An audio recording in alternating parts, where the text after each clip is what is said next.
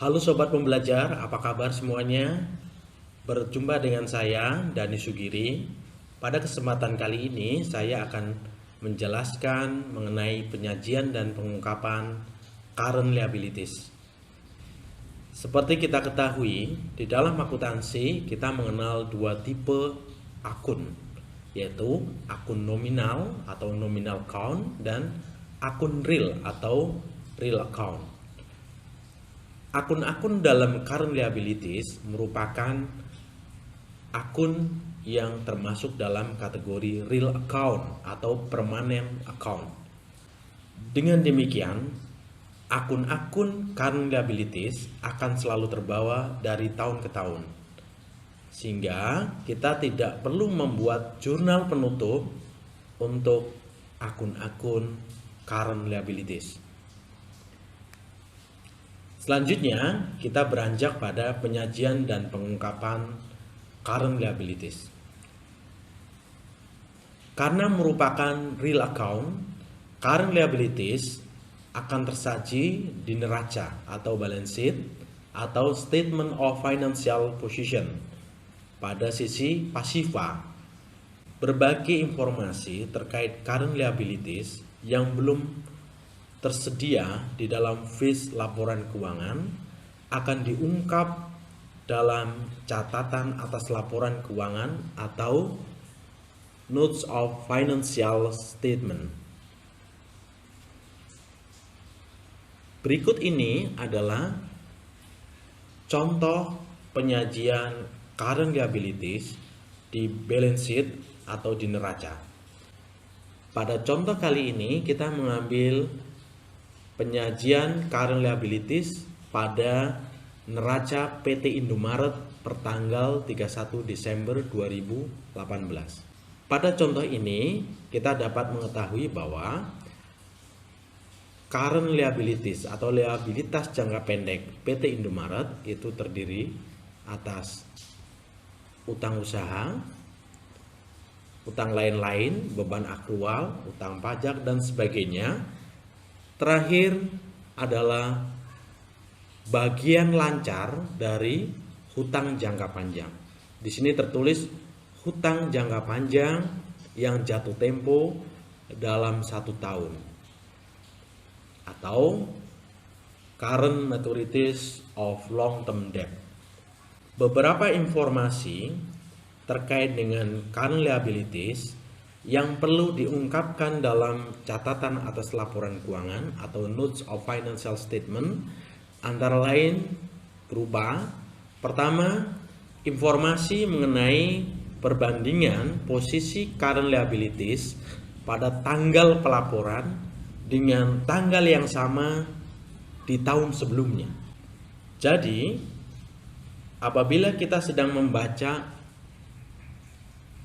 neraca pertanggal 30 Desember 2018, dia perlu dibandingkan dengan posisi current liabilities per tanggal 31 Desember 2017. Informasi kedua berkaitan dengan perincian jumlah per kreditur.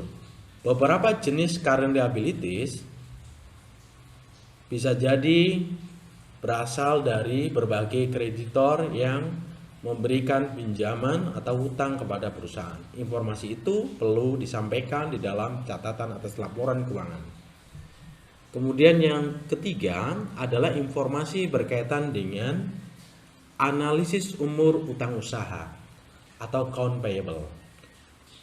Analisanya bisa dilakukan dengan membagi account payable menurut kelompok-kelompok umur dari utang usaha tersebut. Dan yang keempat berkaitan dengan perhitungan jatuh tempo, apakah terdapat bagian lancar dari suatu liabilitas jangka panjang atau long term liability. Pada kuliah kita pengantar akuntansi 2 untuk materi current liabilities, kita berfokus pada 4 jenis current liabilities, yaitu yang pertama account payable, 2 short term notes payable, yang ketiga current portion of long term debt, Dan yang keempat adalah unearned revenue. Maka pada kesempatan berikutnya kita akan melihat contoh pengungkapan keempat jenis current liability itu. Pertama, terkait dengan account payable. Berikut ini adalah contoh pengungkapan informasi account payable pada catatan atas laporan keuangan PT Intiland tahun 2018. Dalam catatan laporan keuangan tersebut dilakukan perincian utang usaha per kreditur. PT Intiland membagi kreditur menjadi 3, kontraktor, pemasok, dan lain-lain. Beberapa perusahaan bahkan melakukan perincian yang lebih detail mengenai para kreditur tersebut, misalkan dengan menuliskan kreditur berupa perusahaan A, perusahaan B, perusahaan C, dan seterusnya.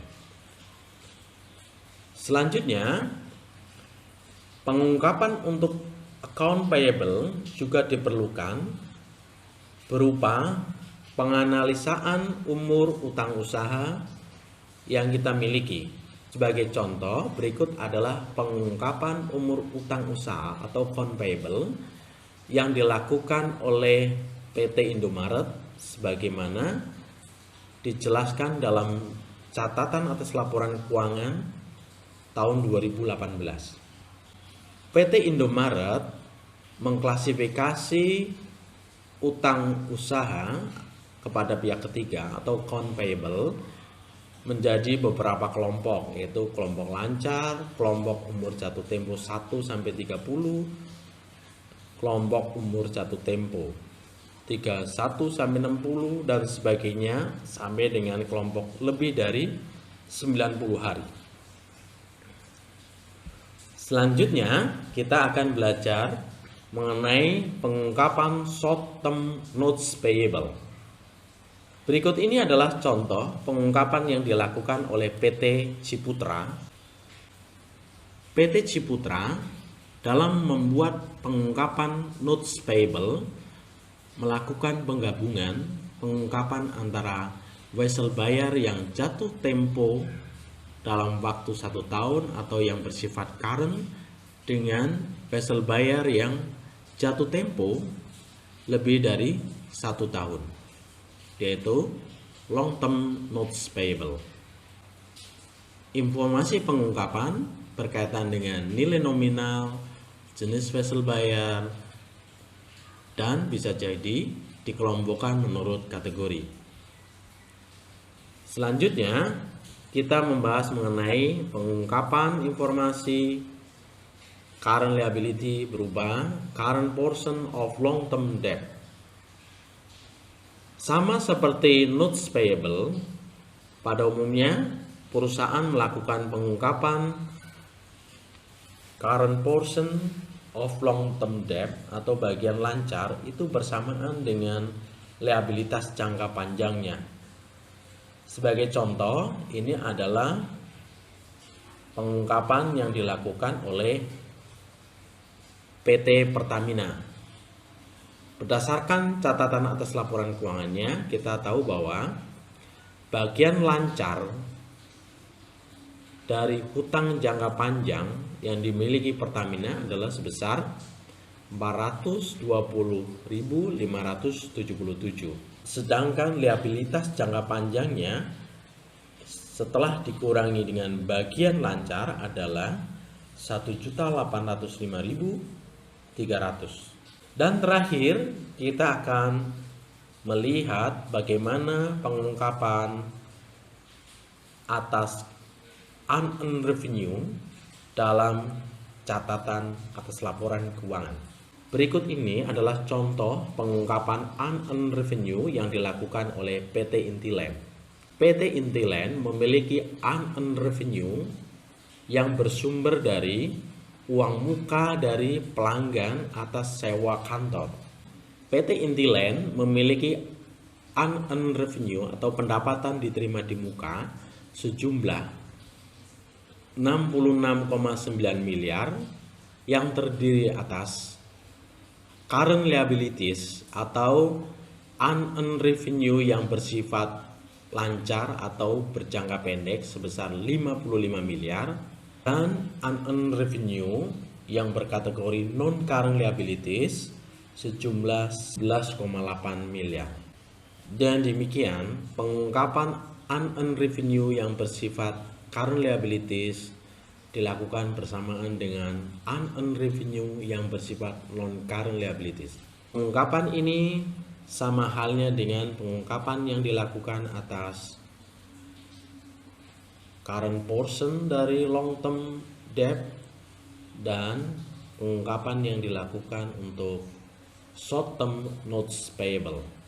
Demikian pembelajaran kita pada kesempatan kali ini, semoga bermanfaat dan teruslah belajar.